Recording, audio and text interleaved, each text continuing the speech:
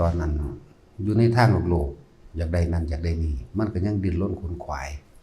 มันก็ยังหางานหาเงินแนวเร็วๆมันก็ยังหาได้แนวเฮ็ดยากแนวต้องแอบต้องแฝงเนาะปิดบังลักเฮ็ดลี่เฮ็ดแนวผิดทั้งศีลธรรมพร้อมอย่างใหญ่ผิดทั้งกฎหมายพร้อมมันก็ยังแอบเฮ็ดได้บวชเขามาแล้วเป็นหยังแนวมันง่ายๆคือบ่เฮ็ดอ่านหนังสือพระไตรปิฎกอ่านหนังสือวิสุทธิมรรคอ่านหนังสืออภิธรรม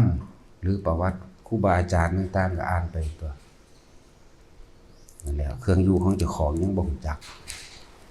บวชเขามาแล้วปริยัติหมายถึงเรียนศึกษาเหมือนกับคนเกิดใหม่นั่นแหละ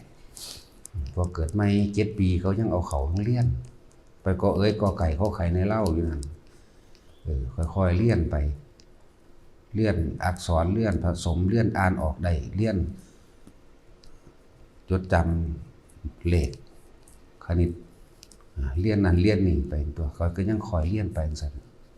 จนกว่าจะอ่านออกเขียนได้นั่นนี่ได้บทเขามาแล้วก็ต้องเฮ็ดแบบคือคนเกิดใหม่นี่นึงเด้บ่ซั่นที่ว่าอายะมันติมาชาติบ่ตั้งแต่ข้าพเจ้าเกิดมาโดยอริยชาติโดยอริยชาติคือธรรมวินัยของพระพุทธเจ้าเขาก็มาเรียนด้วยกันดูอ่านหนังสือพระไตรปิฎกไปนั่นน่ะคือเอื่นว่าเครื่องอยู่บ่แม่นคิดแต่สิเฮ็ดนั่นเฮ็ดนี่แบบโลกแบบก็ตัดออกมาแล้วตัดออกจากความจำได้ต่างๆนานาทางโลกแล้วจังว่าศึกษาพระวินัยอยู่ยากอีหยังมันจะได้หยังมันจะเป็นหยังมันจังอยู่ยากอ่านนั่นแหละเป็นเครื่องอยู่เป็นทางของเจ้าของเองที่จะให้เจ้าของพ้นไปอ่านอริยวินัยหรือวิสุทธิมรรคเนี่ยหรืออ่านวิสุทธิมรรคก็ว่าไปหนทางที่เจ้าของพ้นออกไปจากการกลับมาหากินการเวียนว่ายมาทำมาหากินซ้ำตายคือเก่าล่ะเกิดเป็นหยังก็ตามนั่นแหละอยากได้รถยังหาเงินซื้อรถได้หรือหาในทางผิดไปหาหลักของเขาปล้นจี้เขาโกหกหลอกลวงเขา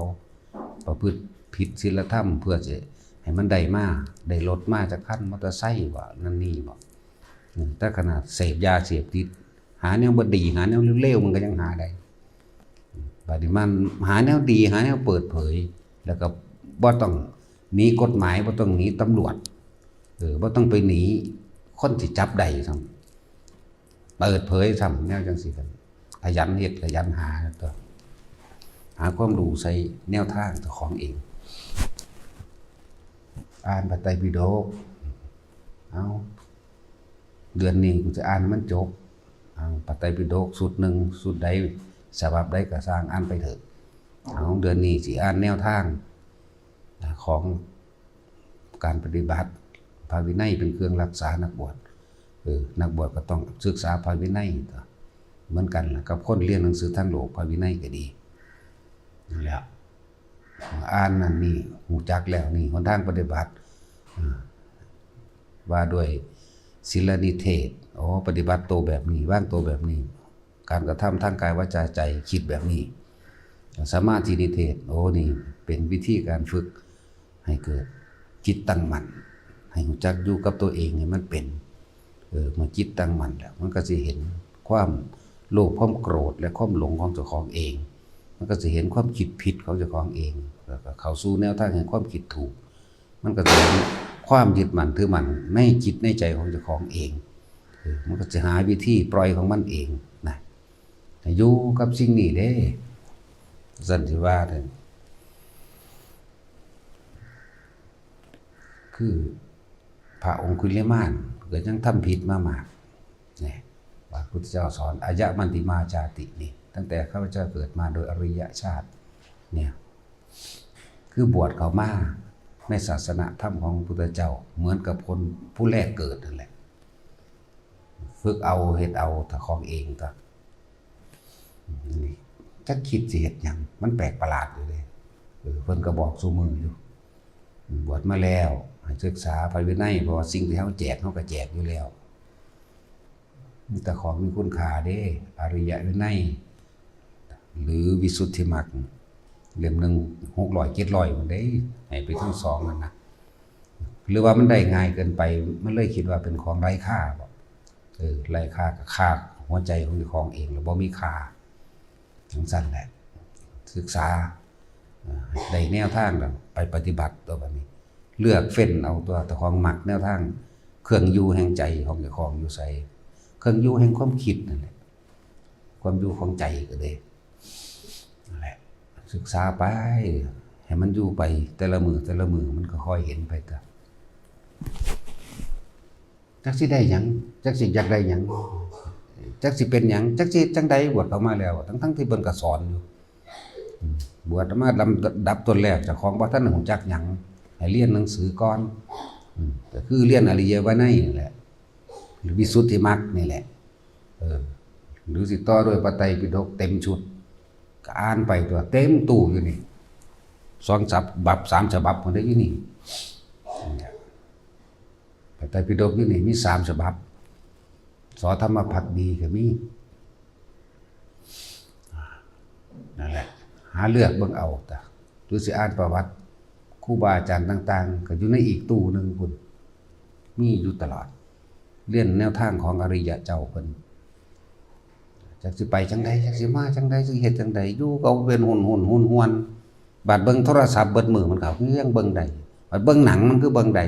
เบิ่งเพลงมันก็ยังเฮ็ดขาแดกๆไปนำได้นั่นแหละเบิ่งหนังโป้มันทั้งมักตัวเป็นจังได๋เดี๋ยวมันก็จังบ่พากันฝึกหัดเอาเองจะเอาอีหยังมาเป็นที่พึ่งของเจ้าของเองจะเอาอีหยังไปฝึกผู้อื่นได้อย่าพึ่งอยากไปบอกสอนผู้อื่นนั่นน่ะฝึกตนให้มันดีแล้วอดทนกับสิ่งที่เข้ามากระทบกระทั่งให้มันได้สักก้อนเถอะนาเขาสิตีสิขาเนี่ยมีปัญญาเอาตัวเองออกได้แล้วก็ที่สุดตัวใจเจ้าของเป็นแนวใดก็ให้มันเห็นบางบุญบ่ได้นั่นแหละแนะนำอยู่ซุมื้อแล้วก็พากันเฮ็ดเอาเองตัวโอ้ยมันสบายแท้อันนี้มันอยากไปยากบ่งใดนะหรืออยากได้รถอยู่บ่มอเตอร์ไซค์อยู่บ่หรืออยากได้หยังอยู่กันนั่นแหละให้ฝึกหัดตัวเอง ส่วนมากฟังนิดๆหน่อยๆนึงเด้บ่ได้ละเอียดเด้แค่ก็จับเรื่องนั้นจับเรื่องนี้คุยกันแบบนั้นแบบนี้ตกเถียงกันให้มันได้อีหยังพกเถียงกันน่ะมีแต่ความยึดมั่นถือมั่นเอาความเห็นตนเป็นใหญ่ทั้งนั้นแหละจังสั่นจังซี่แบบนั้นแบบนี้ว่างพันใดดอกจังสั่นนั่นแหละศึกษาจิตเจ้าของเองที่แรกเฮาว่าหนึ่งจากวิธีว่างเฮาก็ต้องศึกษาแนวทางซะก่อนเรียนนี่แหละเรียนว่าปริยัติศึกษาจิตคือหยังมโนคือหยังวิญญาณคือหยังถ้าเข้าใจจิตเป็นผู้รู้ก็จิตเป็นสิ่งเดียวกันแล้วมโนแปลว่าคิดนึกปรุงแต่งแสวงหาในความรักใดดีมีเป็นวิญญาณแปลว่ารับรู้ในความรู้สึกพอใจกับบ่พอใจแต่ฝึกจิตอีแล้วมันจะรู้จังซั่นถ้ามโนบ่ปรุงแต่งนึกไปวิญญาณบ่มีผู้รับรู้ในสิ่งที่รู้มันก็ดับไปจังซี่ถ้าว่าเอายอดจังซี่อยากเอายอดโลดนะนี่แต่ผู้รู้แต่ว่าบ่มีผู้รับจังซี่ก็พากันเว้าเอาแต่ยอดมันหลายเวลากระทบกระทั่งกันศูนย์มือใส่กันนะจังซั่นแล้วนั่นแหละต้องมีความอดทนอดกันนั่นตัวอดทนเอาฝึกเอาอ่านเอาแต่ของบ่รู้เที่ยวเท่าจะถามมันถามหลวงพ่อนี่ในจักรวาลนี่ตอบบ่ได้จักอย่างบ่มีเด้แต่เขาฝึกพอแห้งก็ได้เขาจังตอบตัวเองบ่ทันได้รู้จะเพิ่งมาถามบ่คำตอบจักให้ทุกคนรู้ด้วยตนเองเด้นี่พระไตรปิฎกเพิ่นเขียนมานี่เริ่มพูดตพุทธวงศ์จนถึงสุดจนถึงปรมัตถะของในพระไตรปิฎกนั่นแหละเริ่มต้นแต่เล่มแรกจนจบเล่มสุดท้ายเอาฉบับนี้ฉบับ2ฉบับ3ต่างกันแบบใดอันใดตัดอันใดย่นอันใดย่ออันใดขยาย มันก็ฮู้ในหั่นแหละปัญไผสิแสดงธรรมะแบบใด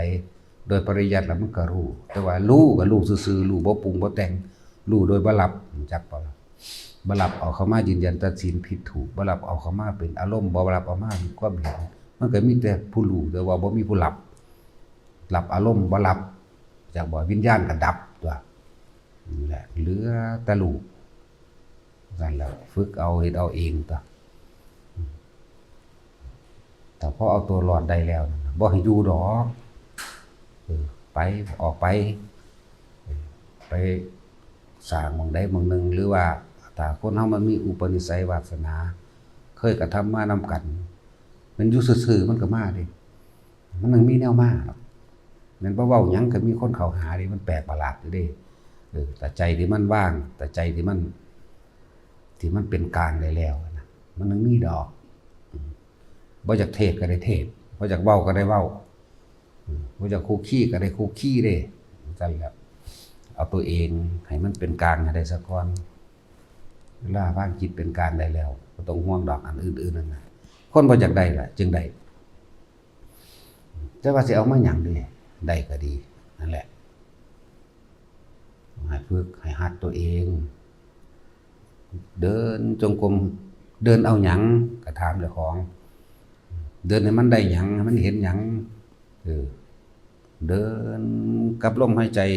หรือเดินอยู่กับความรู้สึกในกายลมหายใจหรืออาการปิติที่เกิดในกายเนี่ยเดินแค่นี้นึงได้บ่ได้ไปเอาอย่างอื่นเด้นั่งก็นั่งแค่นี้แหละนั่งแค่รู้ลมหายใจรู้ความรู้สึกในกายอาการปิติเกิดหาจุดอยู่เครื่องอยู่ของตัวเองจุดอยู่เครื่องอยู่มันก็อยู่แค่นี้นึงนั่นแหละอยู่แค่ลมบางคนก็อยู่กับลมบางคนก็อยู่กับอุณหภูมิหน้าผากอาการปิติเฮ็ดจุดใดจุดหนึ่งให้มันเกิดขึ้นแล้วก็อยู่กับจุดนั้นนั่นแหละให้มันเป็นเอกะแปลว่าหนึ่งจิตรู้ในความที่เป็นหนึ่งเอกะจิตเนี่ยรู้อยู่ในความเป็นหนึ่งรู้เป็นหนึ่งก็คือรู้อุเบกขาบ่แห้งนั่นแหละเรียกว่าเอกจิตเอกะแปลว่าหนึ่งจิตรู้เฉพาะจุดหนึ่งคืออยู่ด้วยหันมันจังเป็นสิเป็นอุเบกขาได้ดอกรู้อยู่ในความเป็นหนึ่งเอาความรู้สึกที่หลวงพ่อเนี่ยว่าฐานที่ตั้งแห่งจิตให้มันเป็นเอกจิตเป็นเอกคตารมณ์เอกคตาจิตแล้วมันตั้งมั่นดีแล้วมันก็เป็นสมาธิเองแปลว่าจิตตั้งมั่นก็เป็นอุเบกขาตัวมันก็บ่หวั่นไหวกับนั่นกับนี่เพื่อจะค่อยสังเกตความผิดของตัวเองคือความผิดจิตกับผู้รู้กับผิดเลยว่ารู้สึกตัวนี่แหละมารู้สึกตัวในตัวเองได้แล้วอยู่ในอุณหภูมิก็ตามอยู่ในลมก็ตามเนี่ยความคิดมันคิดไปนั่นเอิ้นว่ามโนคิดนึกปรุงแต่งว่าจินตนาการไปวาดจินตนาการไปแล้วก็เกิดอารมณ์ในจินตนาการที่ของวาดไปเอิ้นวิญญาณจิตมโนวิญญาณจิตรู้มโนคืออาการของจิตที่มันสั่งสมไว้หลายๆอย่างแหละวิญญาณหรือว่ารับกับความรู้สึกพอใจกับบ่พอใจแต่ถ้ามันคิดมันนึกแต่ว่าบ่มีความรู้สึกที่รับไปพอใจบ่พอใจเกิดขึ้นบ่ได้มันก็ดับวิญญาณจิตมโนวิญญาณดับวิญญาณแล้วดับแม้นความคิดที่คิดก็ช่างได้ว่ามันก็เลยรู้อยู่ซื่อๆนั่นแหละสิเอิ้นว่าสัญญาก็ว่าจิตก็ดีเวทนาสัญญาสังขารวิญญาณก็สัญญานั่นแหละเลื่อนรู้เบิดนั่นแหละบาดนี้แต่ว่าบ่คิดอยากได้นั่นอยากเป็นนี่อีกแล้วตัวเขาไปรับตัวสิไปต่อภพต่อศาสตร์คือวิญญาณไปรับมันก็บ่รับนั่นตัววิญญาณก็ความรู้สึกพอใจกับบ่พอใจเนี่ยถ้าบ่มีแล้วก็มีแต่รู้ซื่อๆเดียวคิดนึกปรุงแต่งแต่ไม่รับเนี่ยมันก็บ่มีผู้ทุกข์กันตัวนั่นแล้วมีเว้ายอดมั้งก็ฝึกเบื้องต้นให้มันได้ซะก่อนมันเป็นไปเถอะอยู่กับลมมั่งอยู่กับอุณหภูมิมั่งเดินจงกรมมั่งนั่งสมาธิมั่งอ่านหนังสือธรรมะมั่งที่ข้านอ่านก็เปิดฟังเอาอย่าไปฟังแต่เรื่องอื่นเลยฟังเอาเลือกฟังเอาแต่ว่าอันนี้ก็สู่ต้นฉบับบ่ได้แหละเพราะว่านอกนั้นเขาก็ดัดแปลงมั่งถูกมั่งผิดมั่ง บ่คือต้นฉบับเด้ต้นฉบับคือหนังสือพระไตรปิฎกนั่นแหละเฮาสิเกิดความปัญญาโดยตัวเองเอาบ่ได้ไปเอาคำสรุปของผู้อื่นบ่ได้อ่านหนังสือพระไตรปิฎกเฮาสิเกิดของเฮาเองดอกวางฝึกหัดแบบนี้เป็นกลางที่สุดแล้วให้เลือกเอาผิดหรือถูกคำว่าพระไตรปิฎกมันก็สมบูรณ์อยู่ในหันเบิดแล้วผู้ใดก็เกิดจากพระไตรปิฎกนี่ล่ะสมัยนี้เกิดจากการได้ยินได้ฟังได้เรียนมานี่แหละก็เอาสิ่งเหล่านี้เรามาเฮ็ดตามนั่นแหละเอาล่ะพอ